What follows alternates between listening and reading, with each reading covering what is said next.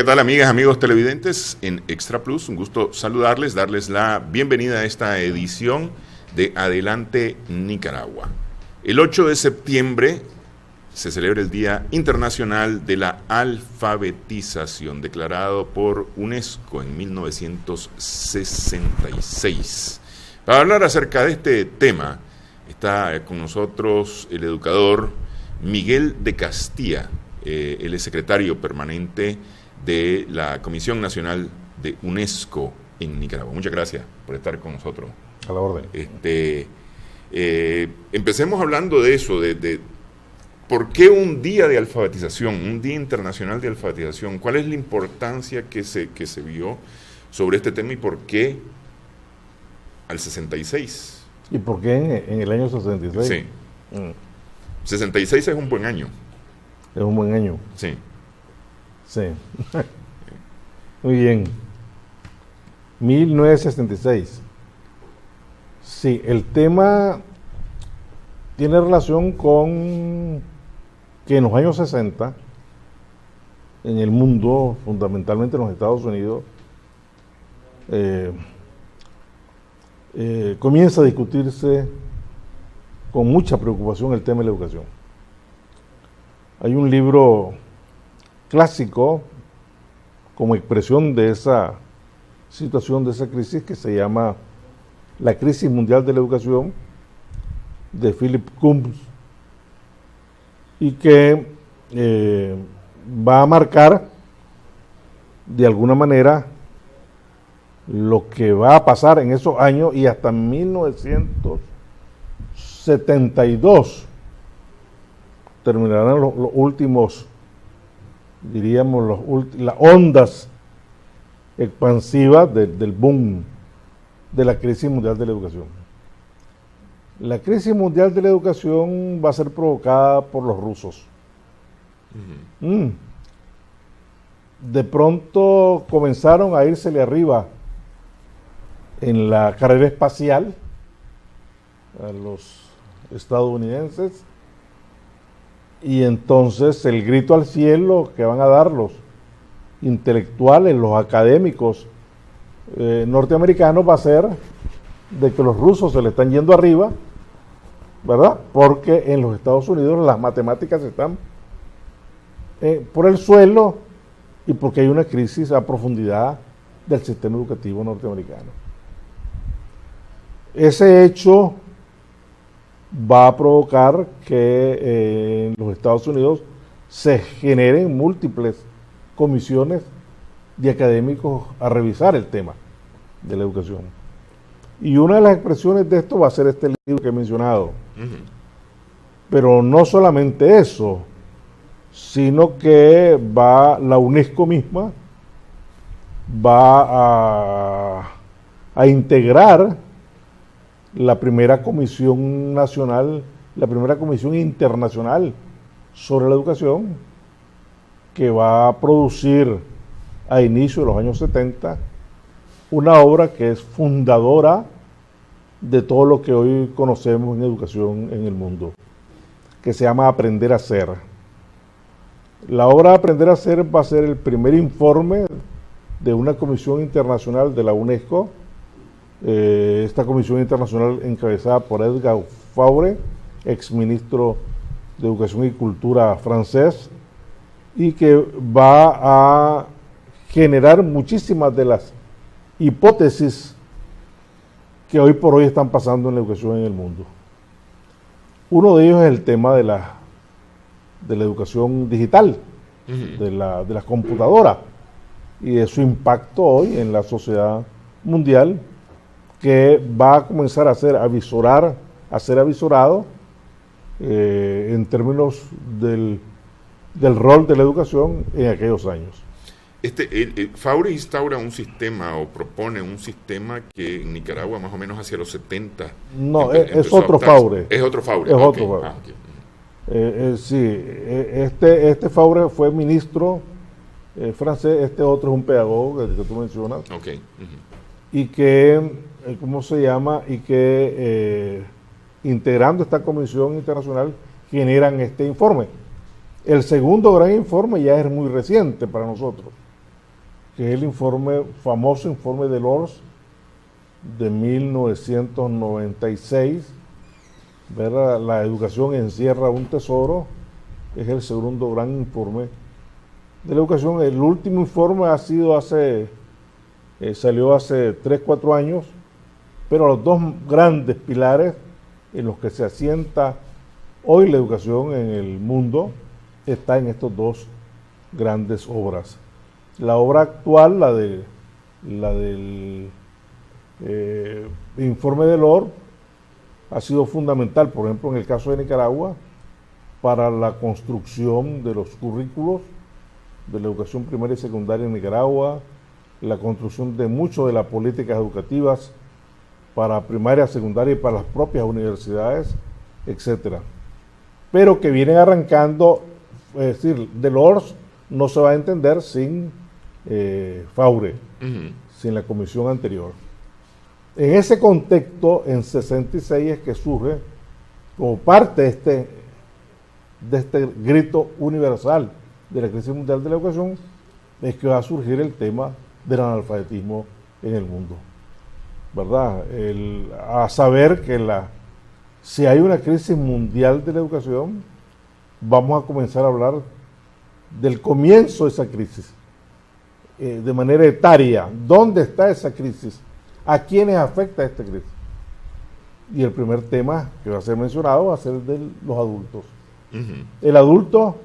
El adulto iletrado. Que no sabe leer y escribir. Sí. Exactamente. Que no sabe leer y escribir en cualquier idioma.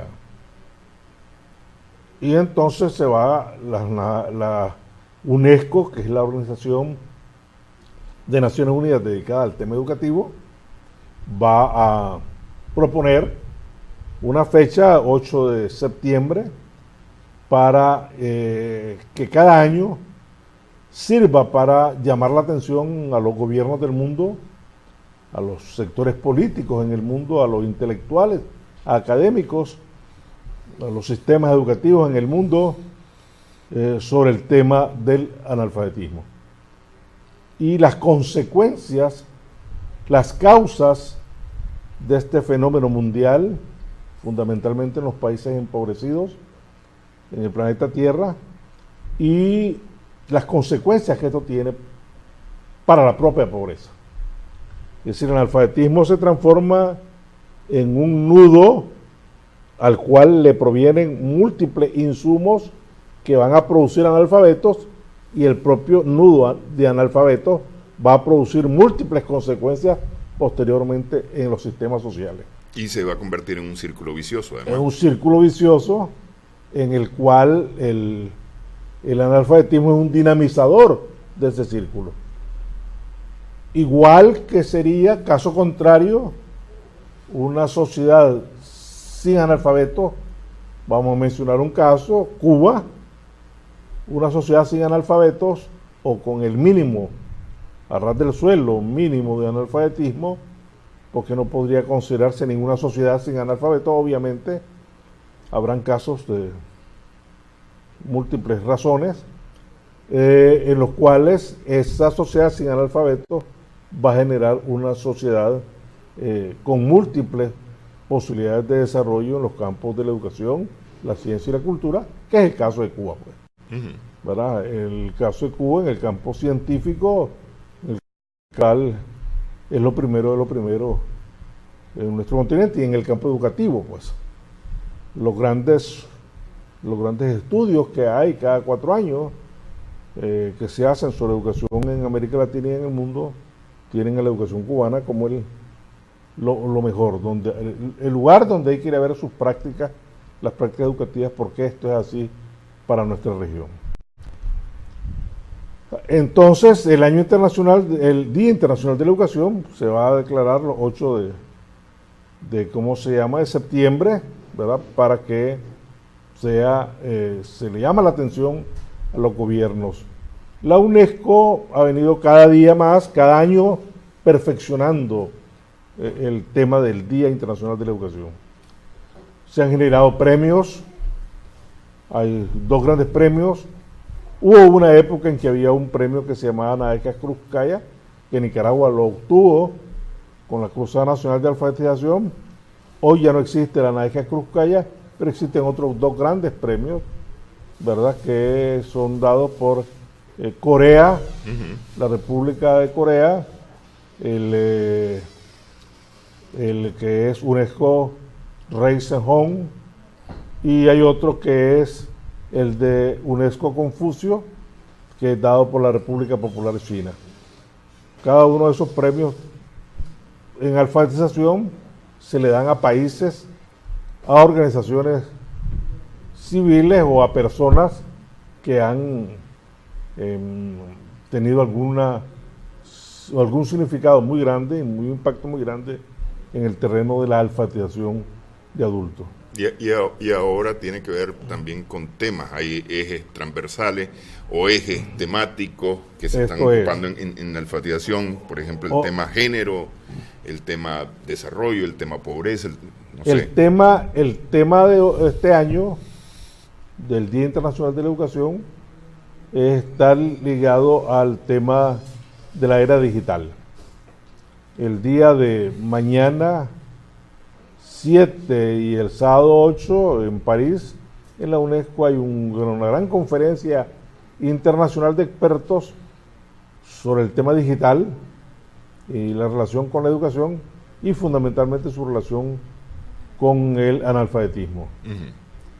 Es una discusión que se ha abierto ya en los últimos años y se ha abierto con mucha profundidad y muchos saberes, y se ha demostrado de que el analfabeto en lectoescritura no está solo, sino que hay otros analfabetismos en el mundo de otro tipo de temas de nuestras sociedades. Es el tema científico, ya se habla de un analfabetismo científico, el analfabetismo digital, ¿verdad?, de los programas de manejo de programas de computación, de la misma computación, etcétera, y hasta de analfabetismo político. Sí. ¿Verdad? Tan común en nuestro país hoy por hoy, ¿verdad? Y este tal vez por encima de los otros es gravísimo. Pues sí, claro. Gravísimo. ¿De qué ha servido tener un Día Internacional de la Alfabetización? ¿Ha funcionado para algo? ¿Ha ayudado a reducir niveles de analfabetismo? Es decir, ciertamente trae el tema del analfabetismo a la palestra, lo ponen en el primer plano a lo mejor ese día, pero ¿funciona para algo? Bueno, porque hoy seguimos hablando de analfabetismo y de altos niveles de analfabetismo, claro, en todos lados. Estamos hablando de 800 millones de seres humanos que no saben leer y escribir. Sí. Hagamos pausa y hablamos acerca de este impacto. Al regresar estamos conversando con el educador Miguel de Castilla.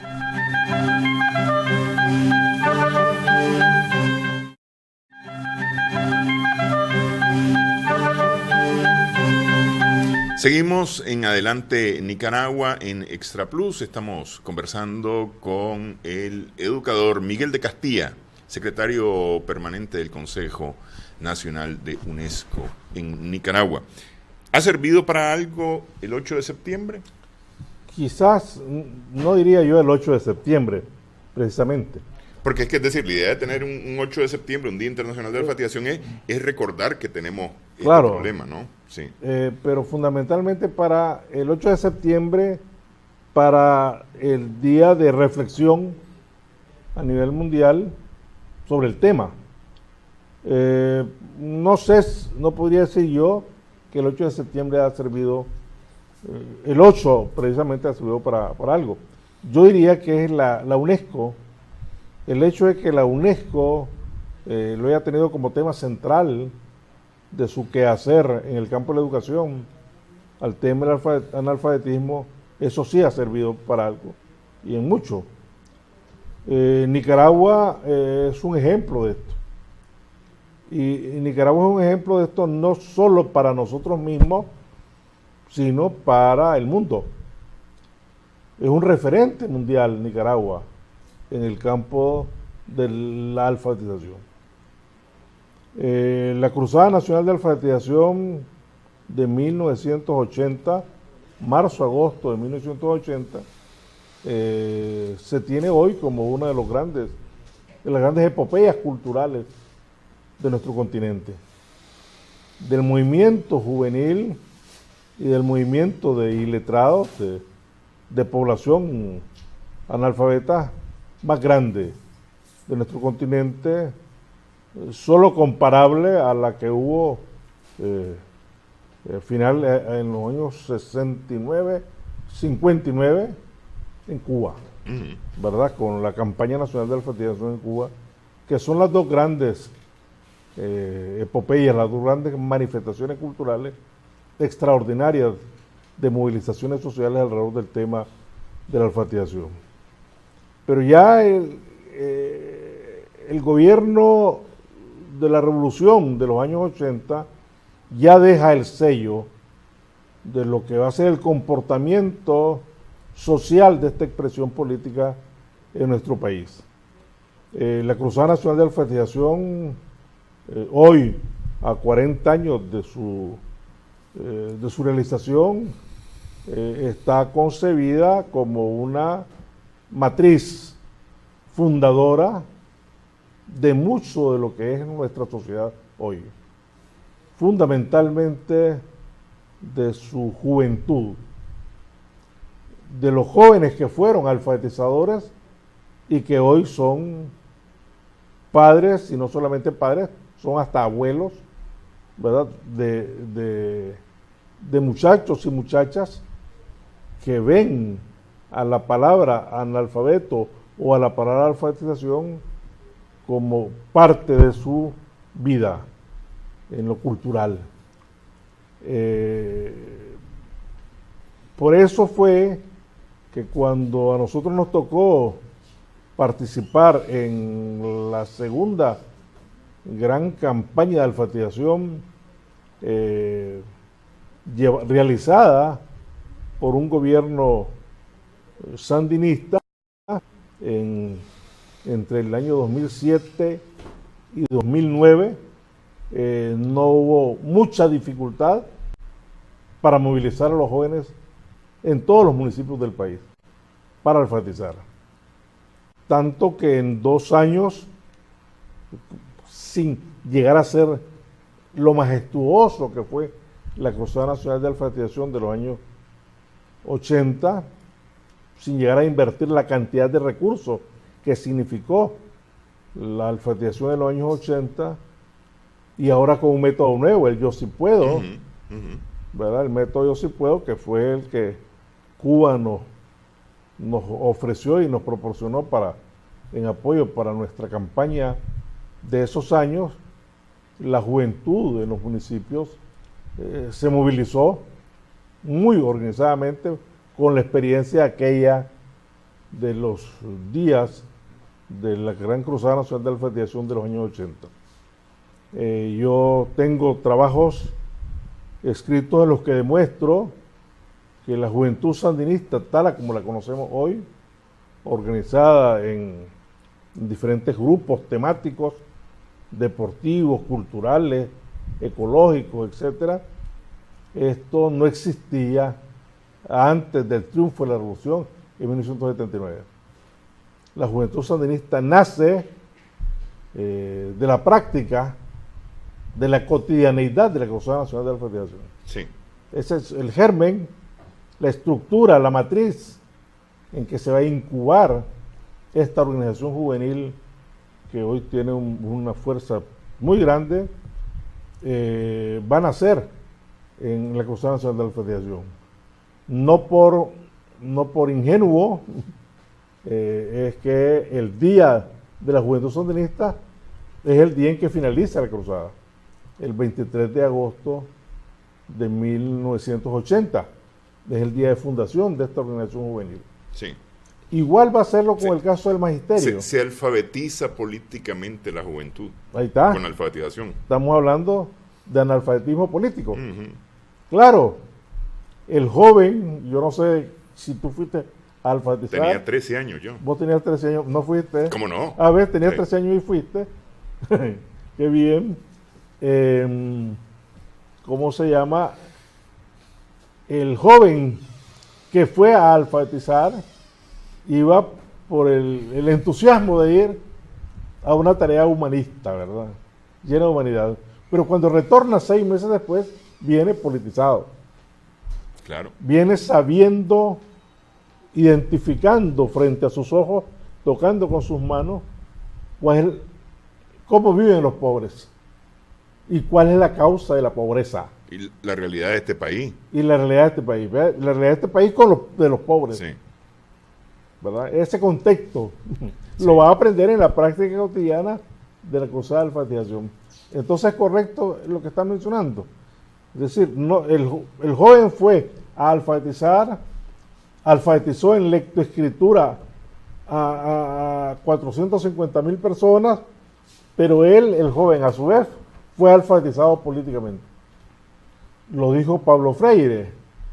Cuando Pablo Freire viene en media cruzada de alfabetización, él menciona que lo que está pasando en Nicaragua en aquellos momentos no es una obra de pedagogía política, sino de políticos de pedagogía en el cual está surgiendo un movimiento político, ¿verdad?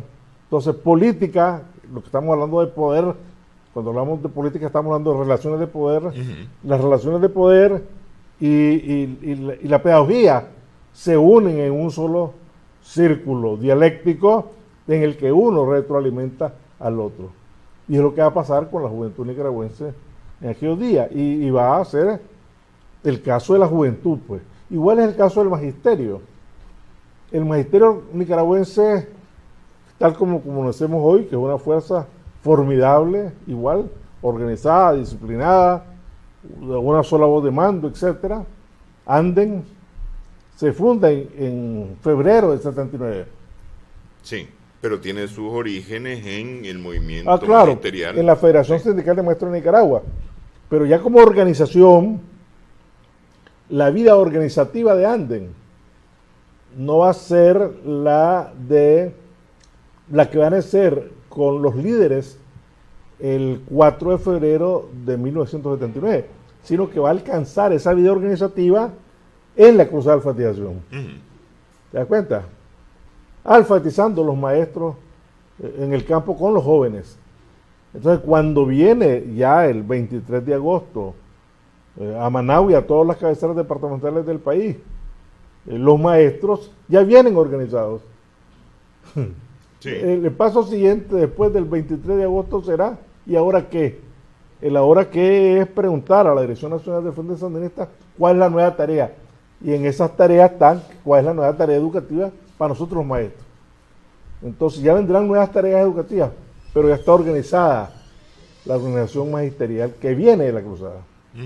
Entonces la Cruzada Nacional de Alfabetización es verdaderamente el numen creador, forjador de lo que va a ser muchísimo en la Revolución Sandinista y que va a ser hoy, pues, la sociedad nicaragüense. Voy a decir tal vez una barbaridad, y usted me corregirá si es una barbaridad. Usted dice que política y pedagogía se unen, se mezclan y funcionan, se articulan con la Gran Cruzada Nacional de Alfabetización, pero lo cierto, me parece a mí, es que política y pedagogía todo el tiempo han estado articuladas. Lo que pasa es que depende de por dónde se mire, ¿no? Porque justamente el analfabetismo ha sido parte de una pedagogía política. Al revés. Al revés, ¿no? Sí. ¿Ves? Sí. La diferencia es que exactamente el analfabeto o la mala educación es producto, mala educación, voy a poner un ejemplo, la autonomía escolar de Nicaragua, como sinónimo de mala educación. Los años neoliberales en educación en Nicaragua, ¿verdad? Es producto de un tipo de gobierno. ¿Estamos claros? Ese tipo de gobierno es el que va a generar una pedagogía política al revés de lo que fue la educación en los años 80 con la revolución, donde pedagogía y política están imbricados, pero positivamente los dos. Hay una dialéctica que va en ascenso. Hay un proceso de desarrollo social en ascenso. Sí, de construcción. En lo que educación y política, educación y relaciones de poder están en sintonía positiva.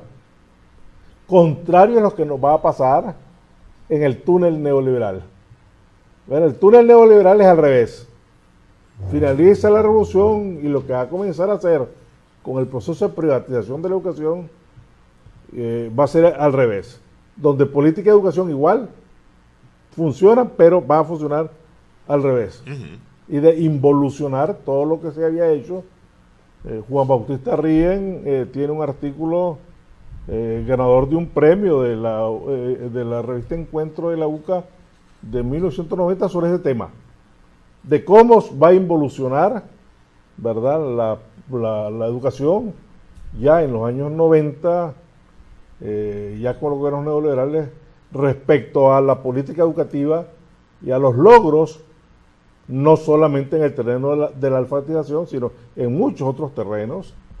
Yo te comentaba ahora, antes de entrar a reunirnos, el tema de las universidades, de los logros antes, durante el periodo revolucionario en el campo de la educación. Ok, vamos a hacer pausa y hablemos de eso, hablemos de cómo, decir, el analfabetismo es efectivamente el resultado de un sistema, pero también la educación juega un poco a que seamos de alguna manera analfabetas en el desarrollo, analfabetas políticos, analfabetas digitales, analfabetas de muchas otras formas, ¿no? Estamos conversando con el educador Miguel de Castilla. Regresamos en breve.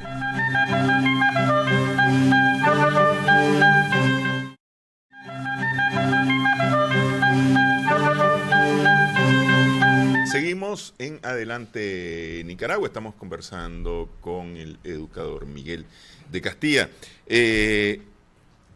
Decíamos en la parte anterior del programa que hay realmente una relación entre la política y la pedagogía que dependiendo por donde se quiere empujar tiene resultados, entre ellos uno de los resultados es el analfabetismo, porque de una u otra forma, y eso se ha dicho por todos lados, la educación es base para el desarrollo. Y un país el subdesarrollo. Pues. O para el subdesarrollo, pues la no educación base para el subdesarrollo. Efectivamente, eso, y hablábamos en la parte anterior todavía de los analfabetismos, ya no es solamente no saber leer y escribir o no reconocer las letras, sino ya hay otros tipos de analfabetismo. Y de repente la educación nos lleva o nos puede llevar a ser analfabetas en temas de interés de la sociedad. Pues, claro. Todo esto es un proyecto del planeta en general, pues me parece a mí. Es decir, se está empujando por corrientes hacia adelante o hacia atrás. Y eso depende de cómo se quiera ver. Depende del punto de vista que se quiera tomar. Pero estamos ahí metidos en este rollo. Y si uno lo mira con cierta vista, uno dice, pero debemos avanzar y no estamos avanzando. Pero me parece que sí, se está avanzando. Pero ¿para dónde? No, para adelante. Es decir, el mundo está avanzando en el campo de la educación. Y en este tema del analfabetismo igual.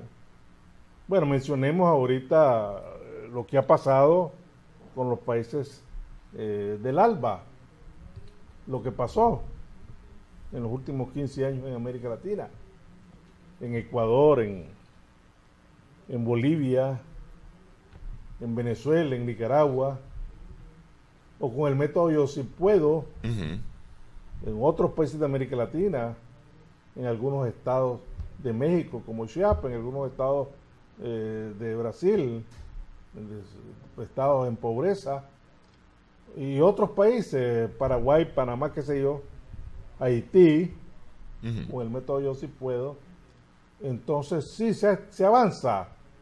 No es que estamos. Probablemente el problema que tenemos, y por eso es que no se ve el avance, la rémora, es que el crecimiento de la población, el crecimiento demográfico es más grande y a mayor velocidad que los avances en el terreno de la matrícula escolar, en el terreno de la alfabetización, etcétera, que pareciera que no se avanza. Pero sí, hay múltiples avances. Y lo tenemos en el ejemplo de estos países. Y de otros que hacen esfuerzos de otra manera para avanzar. En Nicaragua, el gobierno sandinista de los años 80 y el gobierno sandinista de hoy tiene muchísima claridad de su propia historia. Nicaragua no necesita ir a la UNESCO, ni necesita verse en otros espejos en el mundo para saber qué es lo que quiere en educación. Porque hay muchísima claridad para saber cuáles son los problemas y cuáles son las soluciones. Y la está realizando, la realizó en los años 80 y la realiza hoy. Por ejemplo, en Nicaragua en los años 80 lo hubo al inicio de la revolución, mucha claridad para saber que el analfabetismo no se cura, el analfabetismo no tiene solución en campañas de alfabetización. Por ejemplo, tú me preguntarás, ¿y dónde tiene entonces? Si no hacemos campaña, ¿va a acumularse más analfabetos? No. Y es que discúlpeme, pero la solución empezó inmediatamente después de haber concluido la campaña de alfabetización con el programa de alfabetización de educación de adultos. Sí. Claro, esa es la continuidad educativa, sí. Cosa a la cual, dicho sea de paso, el no cuido de la continuidad educativa de la post-alfabetización ha traído muchos problemas a América Latina, incluso a nosotros. Bueno, ahora con lo mencioné yo, el tema de los países del ALBA han tenido problemas al no cuidar la posalfabetización. Con el retorno en algunos sectores, fundamentalmente rurales, en donde de nuevo el analfabetismo ha crecido. Nosotros mismos, sin tener los problemas que han tenido otros países, nosotros mismos hemos tenido esto por los problemas de la no continuidad, con el mismo énfasis, con la misma velocidad, con profundidad con que se dio durante la campaña, etcétera. Bueno, Nicaragua, con el 12% de analfabetismo en 1980, cuando llegamos a 89, 9 años después, no es cierto que teníamos el 12% de analfabetismo con que finalizó la cruzada. Teníamos más analfabetos. Sí. ¿Por qué? Porque la guerra nos impidió seguir invirtiendo en la alfabetización. Muchísima de la plata que el gobierno sandinista daba para la educación había que retirarse de la educación y pasarla a contener a la guerra contrarrevolucionaria en los 80. Entonces eso permitió, incluso en aquellas zonas rurales que es donde más, dicho sea de paso, la primera vez que en esta plática la palabra rural, que es donde más se ceba el analfabetismo en las zonas rurales del mundo, ¿verdad? En los años 80 generó de nuevo el analfabetismo. Hoy lo está haciendo, hoy lo ha hecho. Las regiones donde más hay analfabetos hoy por hoy en Nicaragua es en la profundidad de Matagalpa, la profundidad de Jinotega, yéndose hacia el norte, en el norte caribeño nicaragüense. No así Managua, fíjate tú, Managua es un fenómeno interesante desde el punto de vista del análisis del alfabetismo. En Managua fue un contribuyente extraordinario en 1980, como con la cruzada, con la campaña nacional de alfabetización de Martí Fidel, fue un contribuyente extraordinario para declarar a Nicaragua territorio libre de analfabetismo. En tanto que la campaña de alfabetización en Managua bajó el analfabetismo hasta el 2% de analfabetismo. Cuando el país era 4.5%, Managua fue el 2%. Sí. Con el énfasis que la alcaldía de Managua y el gobierno sandinista, Ministerio de Educación y alcaldía de Managua le dieron a Managua en la campaña de alfabetización. Entonces, el tema del analfabetismo rural es la rémora en Nicaragua y en la mayoría de los países. Pero además, decía yo, está el tema de los otros analfabetismos, que de una u otra forma tienen su origen en el alfabetismo, en la lectoescritura. Sí. ¿Verdad? Porque si no sabes leer y escribir, ¿cómo avanzás hacia el analfabetismo digital? Lo primero está en saber leer y escribir, ¿verdad? Claro. Sí, claro, así es. Pero está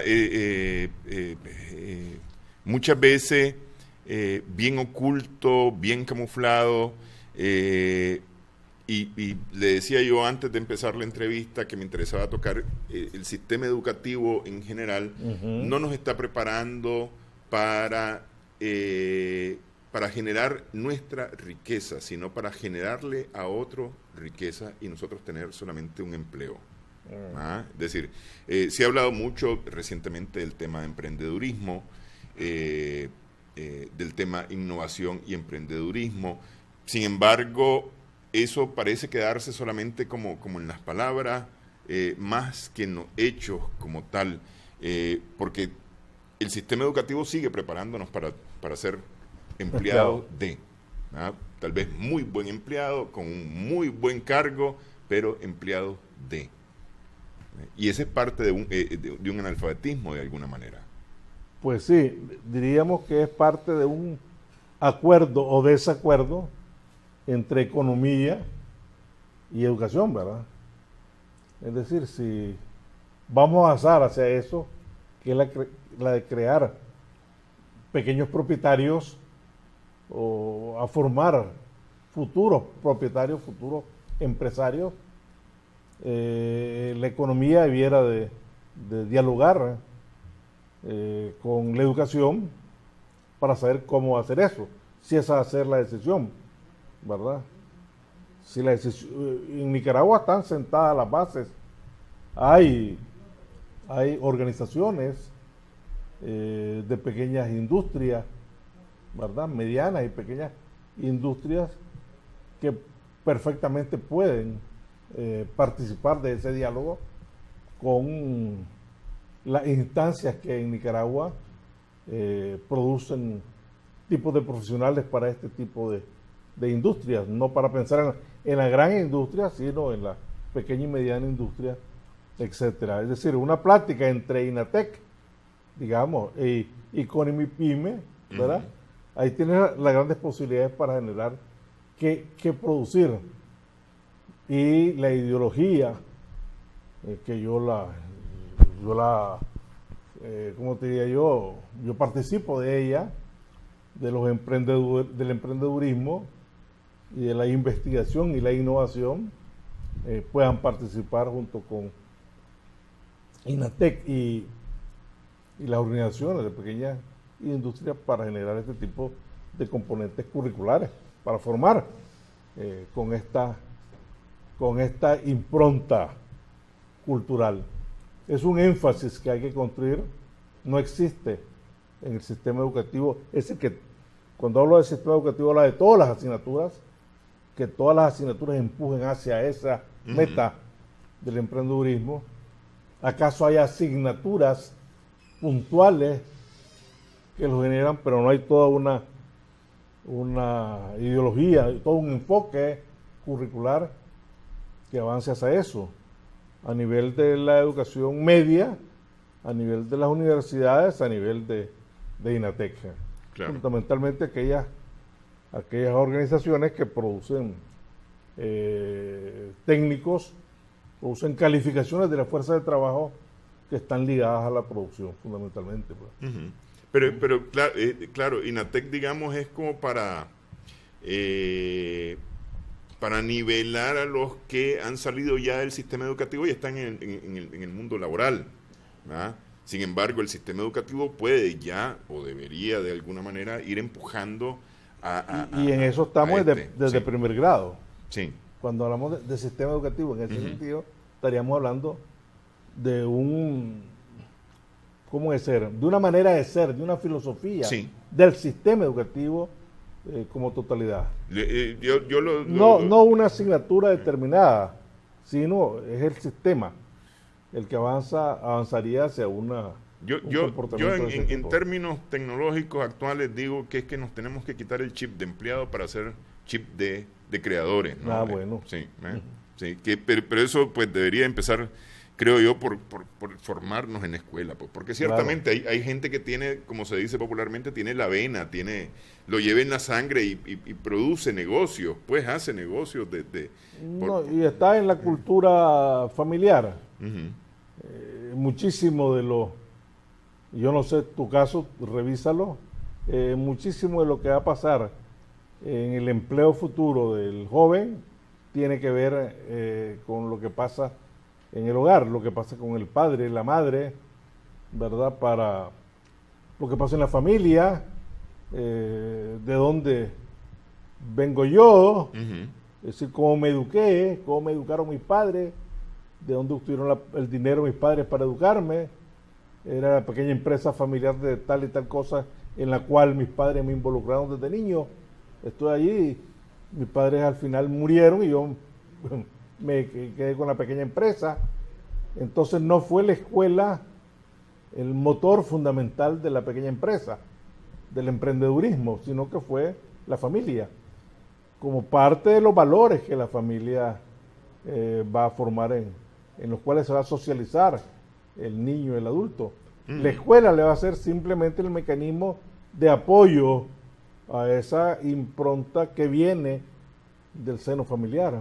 Sí. ¿Ves? La matemática que voy a aprender en la escuela, la aritmética, el sumar, el multiplicar y el dividir que voy a aprender en la escuela, va a apoyar lo que yo hacía con mi madre y mi padre en la casa, Sí. a la hora de contar la plata o de contar los bananos en la pulpería de la casa, pues. Sí. Lo que pasa es que también cuando hablamos de emprendedurismo hablamos a veces de negocios muy pequeños, Pequeño. ¿no? Hablamos de la pulpería, hablamos del salón de belleza, Y- y el emprendedurismo va mucho más allá. Es decir, no sé, crear una empresa turística, por ejemplo, a lo mejor no es un resort, pero es una empresa turística, Claro. va más allá de la pulpería, ¿no? Sí, sí. Pero tiene que ver con una visión que me debo de crear y que de alguna manera, creo yo, el sistema educativo tiene que apoyarme en esa. Pero mucho de la creación de esa idea de la pequeña empresa turística, en muchísimos casos, y por eso habrá que hacer estudios, van a surgir en el hogar. Sí. Van a surgir en el lugar la idea. Primero, yo aprendí a hacer, ¿y dónde aprendiste a hacer esto? Seguro que quien te da la respuesta no va a decirte que fue la escuela quien le formó Claro. la idea de hacer Sí. la pequeña empresa turística en Matagalpa, sino que fue mi padre que tenía tal y tal cosa Ujú. y ahora yo hice mi propio negocio, pues. Sí. Yo aprendí a hacerlo ahí y ahora tengo mi propio negocio y la escuela me sirvió para eso, pues. Sí, así es. ¿Va? Sí. Entonces, tiene que ver mucho con eso. Es todo un debate interesantísimo el tema y en Nicaragua. Yo acabo de leer una obrita que me ha gustado muchísimo, yo la recomiendo, publicada por la revista Correo de Orlando Núñez, Ujú. mi hermano, amigo, sociólogo. Orlando que dice quién produce la riqueza en Nicaragua. Y fundamentalmente la riqueza la produce esa gente a la que tú le estás mencionando Sí, y sí. reclamando educación para ellos. Sí. Claro, ese es un documento, un trabajo pequeño que puede servir de base perfectamente para una discusión Claro. de ese tipo. Conversando esta semana con Ariel Bucardo, el presidente de CONACOP, Ujú. habla que de 800 Claro, Orlando trabaja mil, con Ariel, sí, pues, claro. de 800,000 negocios que existen en Nicaragua, el 94% son pymes. Ujú. ¿Verdad? Estamos hablando de Sí, eso. sí. Estamos hablando de eso. Sí. Entonces, el sector educativo, ojo, el sector educativo, Ministerio de Educación, INATEC, CNU, que dicho sea de paso, uno de los grandes logros, una de las características señeras del sistema educativo actual en Nicaragua es esa articulación entre los tres grandes monstruos educativos, los tres grandes factores educativos de nuestro país, como son las universidades, Consejo Nacional de Universidades, CNU, INATEC y Ministerio de Educación. Estos están conformados en una sola unidad, Sí. y trabajan juntos en muchísimos temas, ¿ves? Entonces, es importante llevar a ese ámbito un debate como este que tú mencionabas con Ariel, y el que Sí. está en este librito, que perfectamente puede servir de base para estas cosas, pues claro que sí. Sí. Ok, hacemos pausa, una última pausa en esta edición.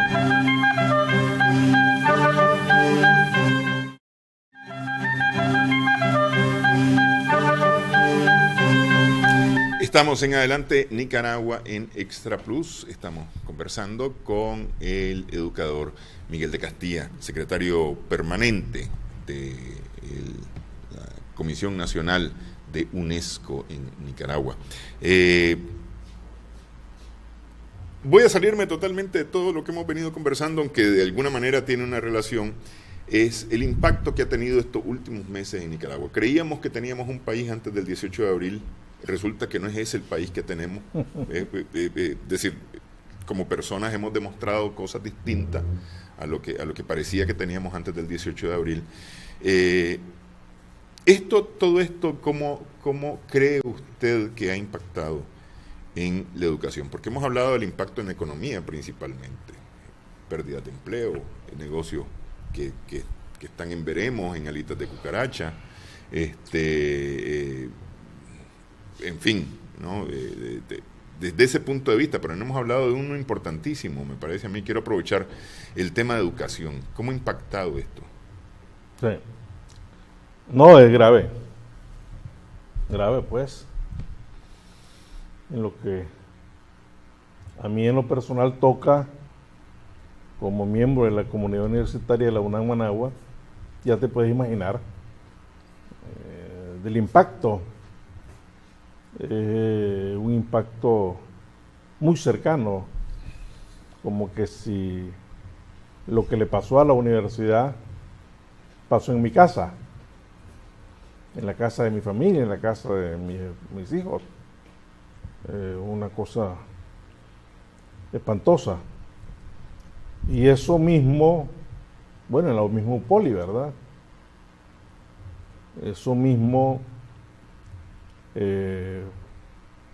ha pasado en otros lados del sistema educativo. Bueno, el tema universitario es un tema. Las universidades públicas muy tímidamente han ido comenzando clases. León,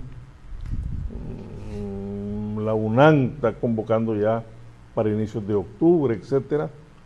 Esto dice que el impacto no ha sido fácil, y las soluciones, bueno, la UNAM habla de 10 millones de dólares en destrucción. Quienes conocimos por dentro lo que era el CIGEO, lo que es el CIGEO, el Centro de Investigaciones Geocientíficas, y lo que hoy, lo que hicieron estas personas, estos seres humanos, seguramente alfabetizados, ¿verdad? Yo no sé si estudiantes de la UNAM, yo no sé si estudiantes universitarios. Es decir, cuando hablo de estudiantes universitarios, estoy hablando de personas que han cruzado 10, 12, 15 años de educación formal y que fueron forjados en valores. Estuvimos hablando de valores cuando estábamos hablando del emprendedurismo, de valores de sus padres, de sus madres, de sus padres, que los educaron en sus casas, etcétera. Cuando uno ve esto y uno se hace la gran pregunta, ¿y esto obra de quién fue? Cuando yo fui a ver el caso del dormitorio, de la aula de los niños del preescolar Arlencio en la UNAM, es para llorar.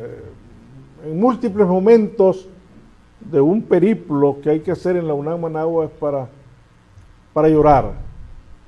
Que cómo pudo ser esto, porque no fue la obra de un terremoto físico, en donde hay desgracias sociales producto del terremoto, y uno sabe que mucho de lo que pasó tiene que ver con el comportamiento social en su casa uno, de donde poner los muebles y cosas a la hora de un terremoto. No, aquí es una cosa que fue pensada y minuto a minuto fue hecha así, por seres humanos, que no son de otro país. Hay 82 expulsados de la UNAM, y esto dice que por lo menos 82 eran estudiantes de nuestra universidad, ¿verdad? Y si uno ve a sus estudiantes como si vea a sus hijos, es el producto de la mano de uno. Por eso la gran pregunta es: ¿qué hemos hecho? Llevarse la mano a la cabeza y preguntarle a Dios: ¿qué hemos hecho, Dios mío? Aquí, con esta generación de seres humanos que pudo haber hecho esto, que hizo esto y que pudo haber hecho esto. Ver aulas de clase o lugares que estaban allí para dormitorios llenos de condones por todos lados, llenos de cerveza, donde ve que allí lo que hubo fue realmente una obra diabólica, una obra de que no son seres humanos, o seres humanos pero llenos de otro origen. Por eso a mí, en lo personal, cuando yo escucho a defensores, a los llamados defensores de derechos humanos de mi país, o organismos internacionales opinar sobre mi país, y que algunos se refieren a mi universidad, es decir, se refieren a mi casa, y lamentan lo que le pasó a estas criaturas y los defienden, entonces uno ve el mundo al revés totalmente. Porque lo que yo vi, lo que yo sabía, yo sabía cómo se fue construyendo la UNAM año con año, minuto a minuto, tanto esfuerzo para construir la universidad que tenemos, la mejor universidad de este país, sin duda alguna, para llegar a ser lo que hoy es después del desastre. Entonces es espectacular. Ahora, por ejemplo, hay un hecho que ahí me tiene impresionadísimo, del daño que le hemos hecho a la educación, que se le ha hecho a la educación. Yo no sé quién va a castigar esto y cómo se puede castigar eso. El día de ayer, anteayer, los medios de comunicación mencionaban que grupos de estudiantes querían quemar un instituto nacional en Ticuantepe. Yo quedé profundamente preocupado con esa noticia, donde el comportamiento piromaníaco, después de ver la primera noticia del primer día, de los 2-3 días del desastre, en León, la forma en que quemaron el centro universitario de la Universidad Nacional, el CUM, tantas veces que yo he pasado al frente, que he estado dentro, que estuve dentro, y ver la fotografía, o el caso de la alcaldía de Managua, ver desde afuera el incendio de la alcaldía de Managua, ver desde afuera el incendio del CUM, ver desde afuera el incendio de Rayo Ya o de Caruna. Entonces uno dice, ¿y esto? Y ahora lo estoy conectando con esto, antes de que suceda el hecho, niños y jóvenes queriendo quemar su instituto en Ticuantepe, porque 1 o 2 profesores habían sido cesanteados. Yo no sé cuál era la causa. La cuestión es que la protesta ya no es la huelga estudiantil pidiendo la reincorporación de sus profesores, sino que la protesta es incendiar el centro de estudio. Entonces, eso es sumamente preocupante, de que esté el fuego, es decir, la destrucción, vaya a inocularse en la cultura de nuestra niñez, de nuestra juventud, como una cosa normal. incendiar casas, incendiar instituciones, alcaldías, como una cosa normal en el país. No puede ser, definitivamente no puede ser. Pero ahí vamos. Entonces, los daños son incalculables, pues, en términos éticos, en términos materiales, etcétera, que deja como resultado esta experiencia.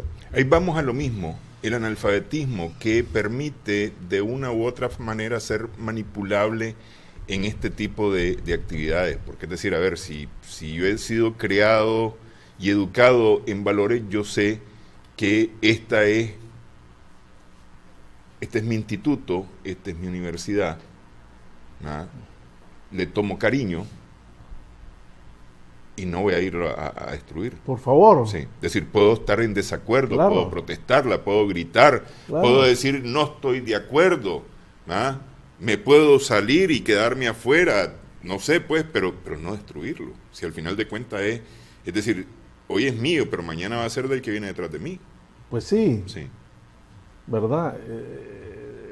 Decir, la protesta llevarla al extremo de que yo debo de quemar, de destruir, para protestar, para que me hagan caso, para que si no tengo el sí, obtener el sí quemando. Y en un país con los niveles de pobreza de Nicaragua, en donde cada instituto nacional, cada centro educativo, los esfuerzos que ha hecho el Ministerio de Educación en estos 10 años reconstruyendo escuelas, es espectacular. Y que nosotros, en nuestra cultura estudiantil, académica, etcétera, ya esté la destrucción como forma de relacionamiento humano, es algo extraordinario, algo tremendo. Sí. Sobre lo cual me imagino que a los expertos del Ministerio de Educación, a los expertos de nuestras universidades, en el terreno curricular fundamentalmente, tendrá que tener con mucha preocupación para saber qué hacer, qué vamos a hacer, porque tenemos que hacer algo. A fuerza. Yo estoy desde ya, yo comienzo clases en la UNAM Managua el sábado, yo doy clase a maestros de Sociología de la Educación, a maestros el 29 de septiembre tengo clases. Yo no sé cómo voy a comenzar clases, qué vamos a hacer. Seguramente todo lo que es el currículum de mi asignatura tendrá que mudar, ¿verdad? Porque esto no puedo dejar de llegar a decir a otra cosa, llegar a desarrollar programas como que si no ha pasado nada. Sí. Aquí hay que hacer una reflexión profunda y en ese sentido la facultad mía, la Facultad de Educación de la UNAM Managua, tiene una tarea extraordinaria para reflexionar con todos nuestros estudiantes, maestros, con todos nuestros colegas profesores en la UNAM, para buscar cómo aproximar respuestas. Yo soy profesor, probablemente alguno de los profesores de este instituto de Ticuantepe es estudiante mío, no sé, pero la mayoría de nuestros estudiantes son de todos los municipios de Granada, de Carazo, de Masaya y Managua, que vienen a los cursos de profesionalización a la Facultad de Educación. Con ellos habrá que meditar realmente, y es una meditación que hay que trasladarla al país, hermano. Sí. Una cosa de lo más preocupante. Es decir, no es el tema, porque el impacto lo podemos ver, bueno, ¿cuál es el impacto en costo educativo? ¿Cuántos institutos fueron dañados, tal cosa? No, el problema es que aquí no es el daño físico, sino es el daño moral, el daño ético a la educación. Lo que está más profundo en el campo educativo, que es lo que más me preocupa a mí, de cómo vamos a hacerlo con los estudiantes desde adentro, qué papel van a jugar los padres de familia, que también están tan impactados por lo que ha pasado y tan divididos, como vos sabés, en la discusión con padres de familia. ¿Cómo vamos a hacerla? Con padres de familia que es donde se forjan los valores estudiantiles. Lo que está lastimado aquí es el campo de los valores, sí, el campo axiológico, la axiología educativa es la que está profundamente lastimada. Entonces, ¿cómo vamos a hacerlo para que para buscar cómo llegar a acuerdos, maestros, padres de familia, estudiantes, para la construcción, la reconstrucción y la construcción de la pedagogía nacional. Yo tengo, dicho sea de paso, yo te lo voy a traer, a lo mejor podemos hacer un programita después sobre esto. Yo estoy publicando un libro, va a salir dentro de unas 3-4 semanas, con lo que cierro un ciclo de mi vida como educador y escritor de temas educativos. Y yo tengo pensado, no es que tenía, está como un proyecto personal mío, de realizar una investigación de estos 10 años de educación en nuestro país, para revisar todos sus logros, todas sus deudas, etcétera, pendientes, y lo tenía como extensivo, qué ingenuo, para cerrar el 2018, ¿verdad? Más o menos para ya ir articulando los tiempos en que va a hacer la cosa. No, pero es que aquí hay otra educación. Aquí surgió otra educación. Nosotros no sabemos, yo no sé cuál es. Hay que verla cuál es, cómo incidir en ella. Otra educación a partir de abril de este año. Porque hay que hacer una reflexión a profundidad de qué es lo que estábamos formando. ¿Por qué sucedió esto en jóvenes que no solamente son estos que hicieron barbaridades en la UNAM Managua, sino que estaban en todo el país? Sí. Estaban en León, los que incendiaron el CUM en León no eran otros, o eran otros a los que incendiaron Radio Ya, o que incendiaron el preescolar Redención. Son los mismos. Entonces, ¿qué pasó? ¿Qué pasó?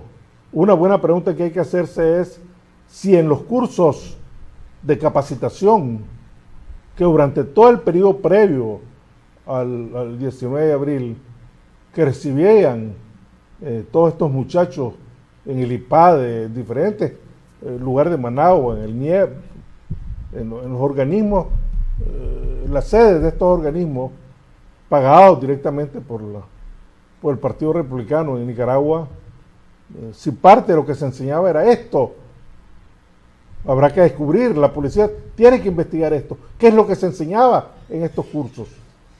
Porque es dañino para, es decir, como usted dice, no es la parte material.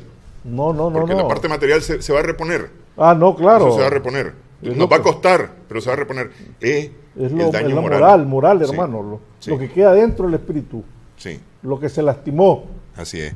Bueno, quiero agradecerle. Desafortunadamente se nos fue la hora, pero seguramente cuando hablemos del libro vamos a poder continuar conversando sobre claro, cuando salga el libro tema. te lo traigo para que podamos conversar, claro. Quiero agradecerle. Le agradezco también a nuestras amigas, amigos televidentes por su sintonía en esta edición de Adelante Nicaragua. Esperamos que el programa haya sido de provecho.